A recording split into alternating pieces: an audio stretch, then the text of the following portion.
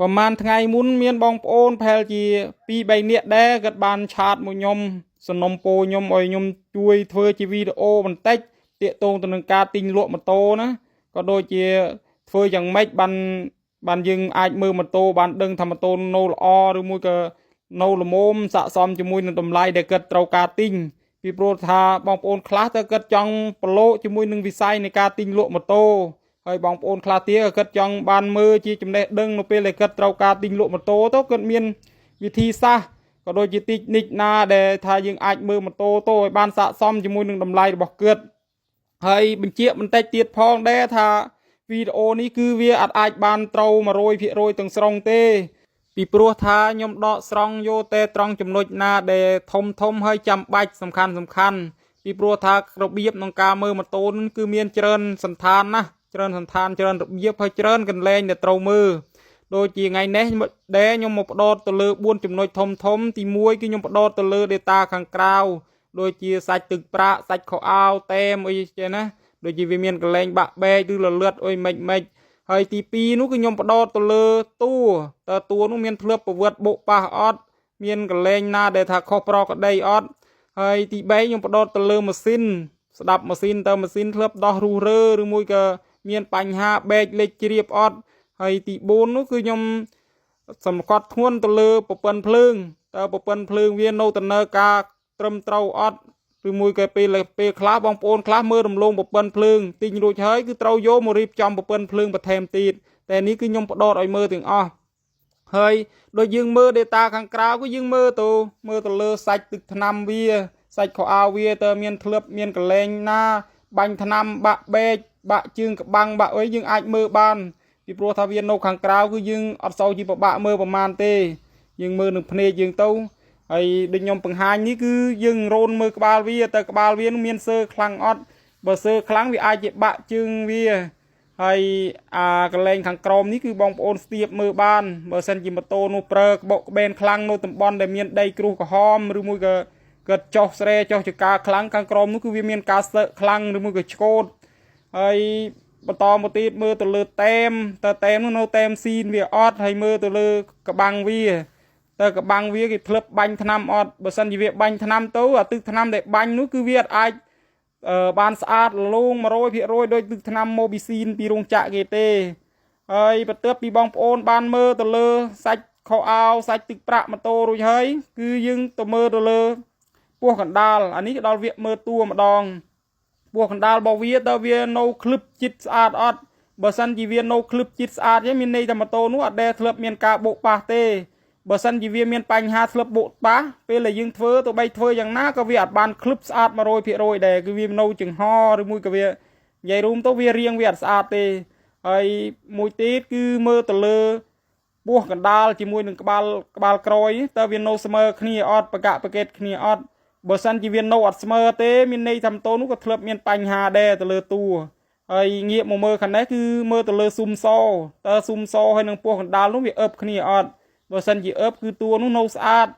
ហើយបើសិនជាស៊ុំសនោះវាប្រហោងគឺវាម៉ូតូនោះអាចមានបញ្ហាទៅលើតួហើយធ្លាប់បុកប៉ះហើយងាកមកមើលខាងក្រោ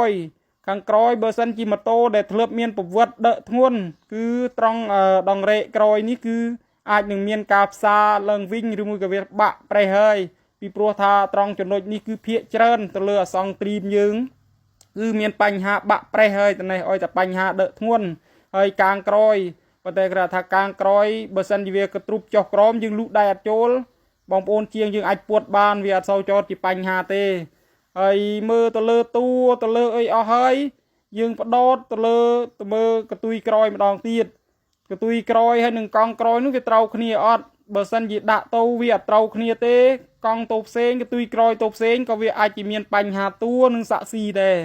ហើយធ្វើឲ្យយើងជិះអត់ស្រួលទេជិះទៅទាញមានអារម្មណ៍ថាវាអត់ស្រួលហើយមើលខាងក្រោយរួចយើងបដោតទៅមើលខាងមុខដូចគ្នាទៅមើលកាត់តប៊ូមុខហើយនឹងកង់មុខតើវាត្រង់គ្នាអត់បើសិនជាវាអត់ត្រង់ទេម៉ូតូនោះអាចក៏មានបញ្ហាវេកបូមនេះវាអាចឆេវបូមហើយជិះក៏អត់ស្រួលដែររឹងមួយទៀតនោះគឺយើងមើលទៅលើកាត់បេវាជាមួយនឹងអាវរបស់យើងនេះតើយើងលូកដៃមើលតើវានៅចន្លោះប៉ាន់គ្នាអត់លូកខាងនេះប៉ាន់ណាហើយលូកមកជាហៀងទៀតនោះក៏ប៉ាន់គ្នាដែរអត់អោយខុសគ្នាទេ แต่បើវាអាចខុសក៏មានអាចខុសតែទូចដែរព្រោះត្រង់ចំណុចនេះគឺវាមិនអាចតង់ស្រង់ 100% ទេជួនកាលទៅបងប្អូនខ្លះក៏ដូរខោអាវដាក់ខោអាវអាយទៅក៏វាអាចខុសចង្ហៀនវាដែរហើយចុងក្រោយនោះគឺយើងទៅមើលទៅលើកាត់បេជាមួយនឹងក្បាលកន្លះត្រូវតែមានចំហសមល្មមដែលយើងចាត់ទុកថាវាអត់ដែលធ្លាប់មានបុកប៉ះបើសិនជាវាធ្លាប់មានបុកប៉ះគឺអានោះវាអាចកេតជាមួយនឹងទៀកបូនោះឬមួយក៏អាខ្លះពេលដែលជាងធ្វើទៅវាអាចជ្រុលវាចំហធំពេកហើយបន្ទាប់ពីយើងមើលតួរួចដឹងស្រេចអស់ហើយគឺយើងចាប់ផ្ដើមពិនិត្យមើលម៉ាស៊ីនម្ដងប្រឆេះម៉ូតូមើលម៉ាស៊ីនស្ដាប់សលេងម៉ាស៊ីនទៅបងប្អូនទៅវាមានបញ្ហាលឿនអីខ្លះហើយសលេងវានោះនៅស្អាតអត់ហើយជីសាកជីអីមើលទៅណាសូមម្ចាស់គេជីសាកមើលទៅវានៅកម្លាំងនៅអីអត់ហើយជីស្រួលអត់ខ្លះជីទៅក៏វាទាញជួនកាលខ្ញុំប្រាប់ត្រូវចំណុចអស់ហើយតែយកទៅជីទៅវាអត់ស្រួលចឹងណាបងប្អូនមើលតេស្តមើលខ្លួនឯងទៅហើយរបៀបក្នុងការមើលម៉ាស៊ីនគឺបងប្អូនមើលទៅលើខ្ចៅខ្ចងរបស់វាខ្ចៅខ្ចងនោះធ្លាប់ដោះរុះរើអត់មើលទៅលើរង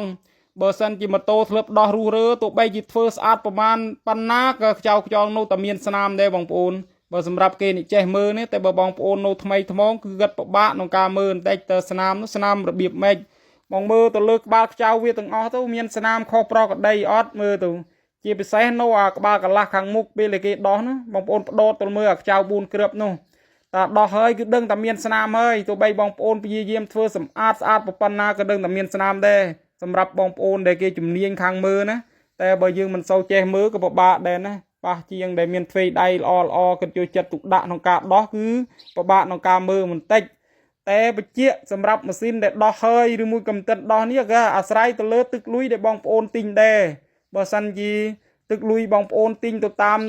ឧទាហរណ៍តាម៉ូតូនេះតម្លៃ7លានបងប្អូនមានប្រាក់តែ4លានអីទៅទិញគឺយើងមិនអាចបដោតឲ្យបានល្អទាំងស្រុងទេពីព្រោះថាលុយដែលយើងទិញនោះគឺវាមិនសាក់មួយម៉ាត់គ្នាជាមួយនឹងម៉ូតូព្រោះថាយើងត្រូវមើលទឹកលុយរបស់យើងបើលុយយើងល្មមក៏យើងមិនអាចទៅយកម៉ូតូណាដែលនៅថ្មីទាំងស្រុងដែរគឺជួនកាលទៅវាអាចជាដោះម៉ាស៊ីនដោះអុយក៏យើងមើលទៅតើយើងអាចទទួលយកបានអត់ជួនកាលគេធ្វើឲ្យស្រួលតើដោះដោយសារវាខូចចឹងណាបងប្អូនខ្លះគេថាម៉ូតូដោះហើយដែលមិនដោះដោយសារវាខូចបានគេដោះហើយចុងក្រោយបំផុតនោះគឺយើងបដោតទៅលើប្រព័ន្ធភ្លើងទី1ប្រព័ន្ធភ្លើងតែយើងបិឆេះបើភ្លើងបើអីមើលទៅមើលសញ្ញោឆ្វេងស្ដាំមើលសផ្លេមើលដេតើវានៅដំណើរការទាំងអស់អត់មើលទៅលើកុងទឿតនិចសាំងជៀសវាងពេលដែលយើងទិញរួចគឺ